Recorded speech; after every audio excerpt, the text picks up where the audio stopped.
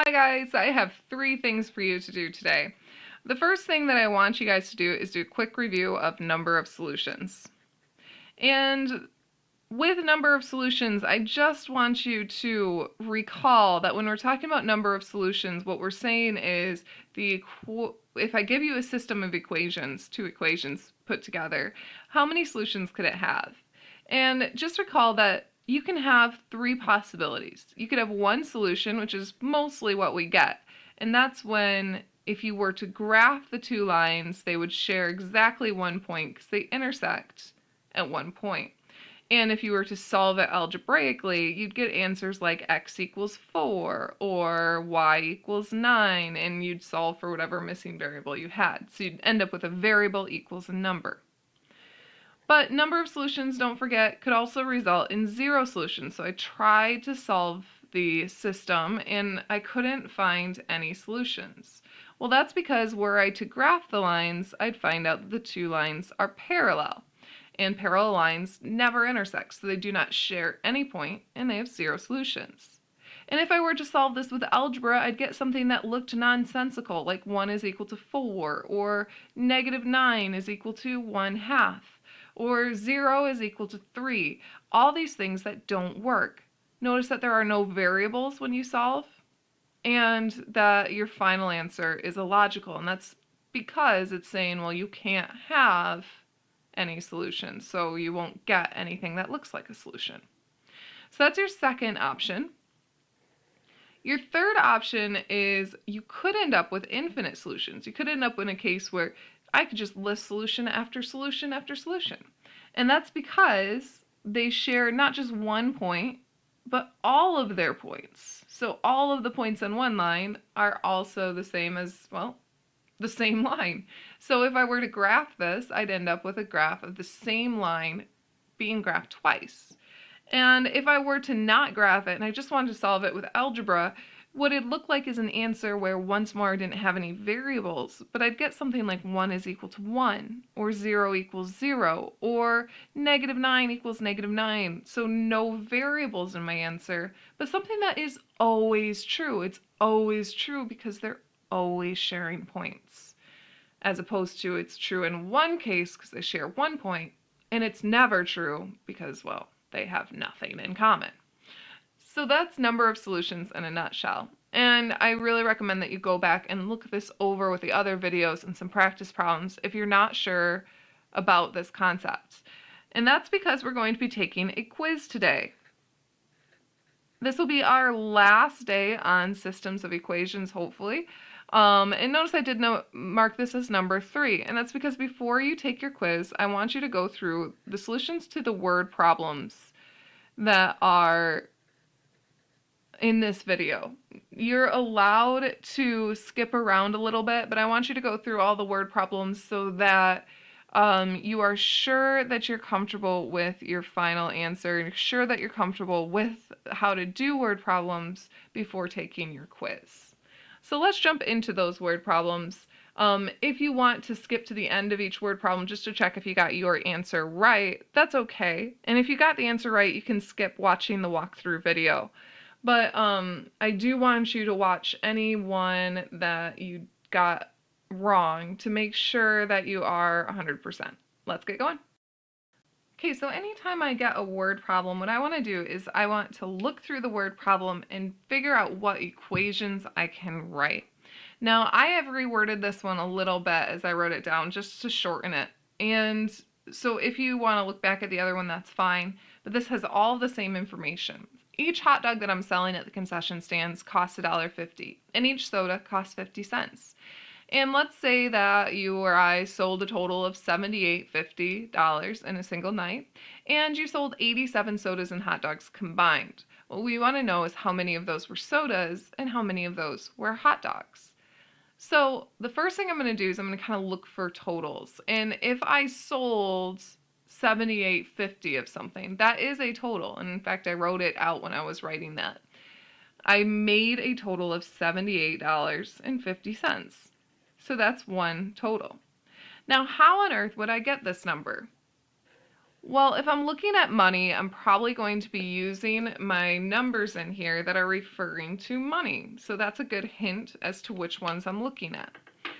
Well, every hot dog that I sold, I made $1.50. That means for $1.50 is going to be added up repeatedly, which remember is a sign that we're looking at a slope or a rate of change. So that means I'd be making 150 times the number of hot dogs that I sold. So we can just call that H, so that we can remember H is just the number of hot dogs. And remember that it's good to write that out on the side so you can remember what H stands for. Next number is 50 or $0.5. And here we're talking about soda. So each soda costs 50 cents. Well, again, I'm adding this number repeatedly. So that means that we're looking at a rate of change. I get 50 cents, a positive 50 cents for every single soda S that I sell. So that means I now have one system. This is how I figured out my total, because the only thing I'm selling here is hot dogs and sodas for ridiculously cheap for those sodas. But I know that I can't solve this equation because even though I know S is the number of sodas and H is the number of hot dogs, I don't have anything to put in for H or anything to put in for S. And we can't solve an equation if there are two variables. So that means I have to have more information here. Well, I know that I sold a total of 87 sodas and hot dogs combined. If I sold 87 of something, that's a total.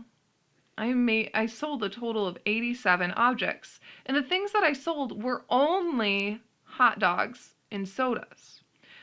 Well, wait a second. Hot dogs I know are H. H is the number of those hot dogs that I sold. And sodas is S. S is the number of sodas I sold. So that means H plus S should give me my total amount of things that I sold because those are the only things that I sold. And that means I have another equation. And if you have two equations that refer to H and S, you should be able to solve that system.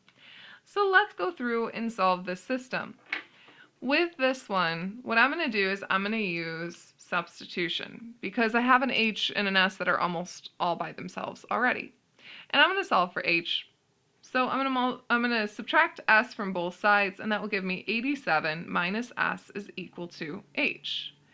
Be careful here. Remember that you're saying that H is like the difference between these two numbers. So that means I need parentheses when I substitute it in.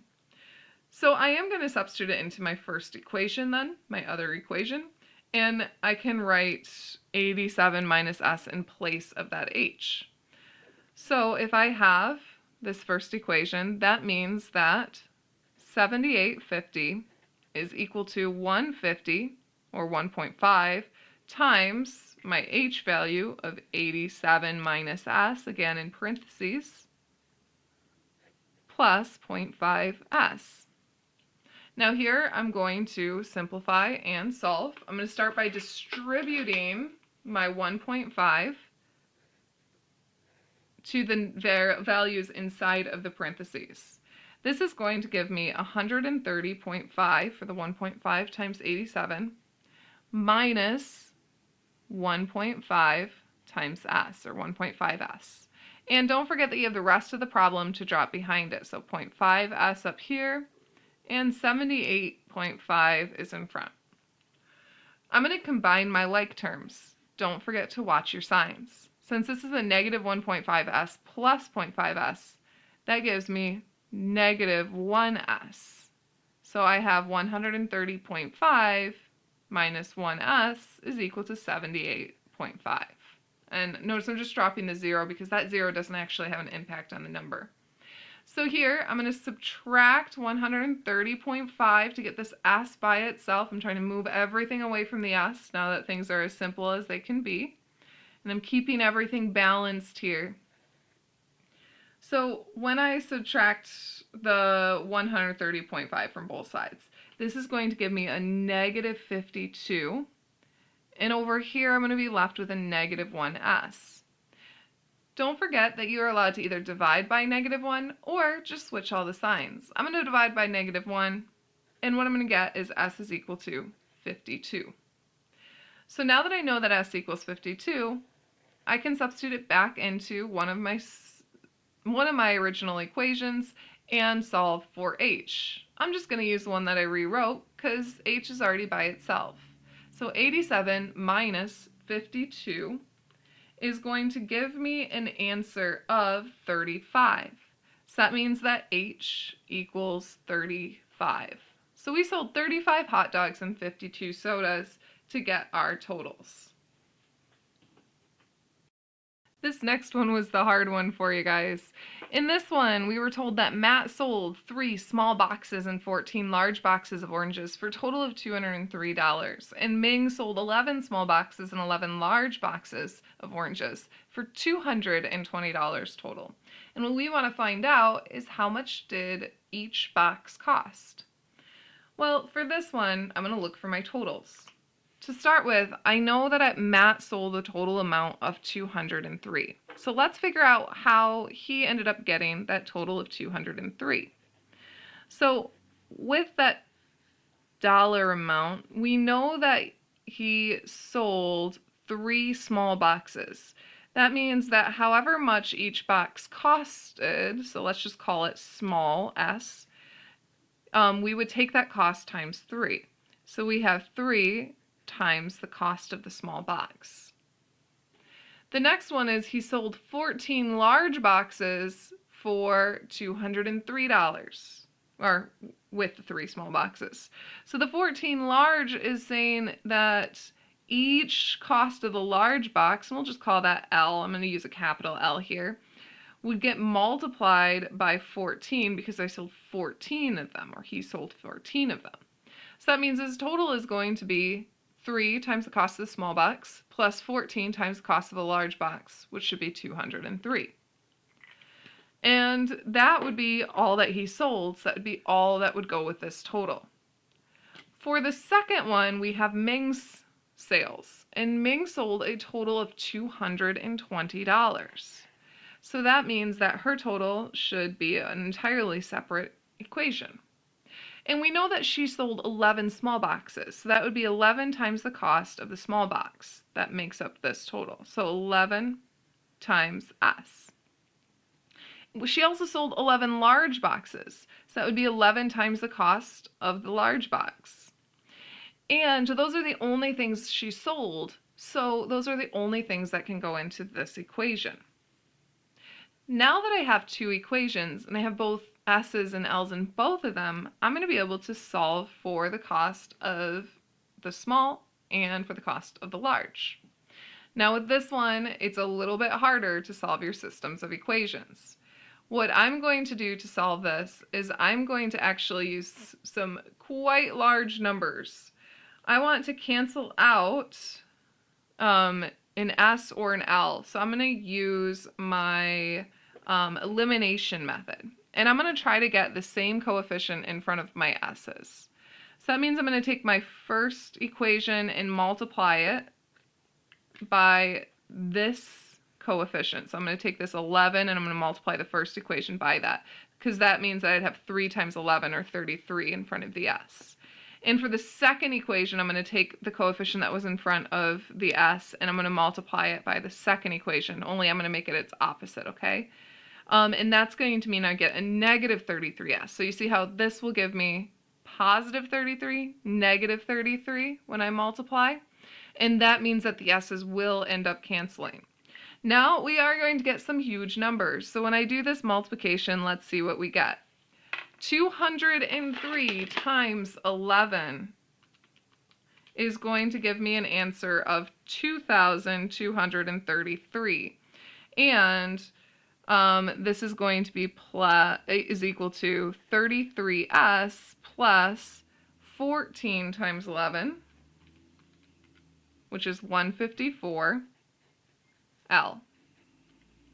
In our next equation, I'm going to get 220 times negative 3, which gives me a negative 660.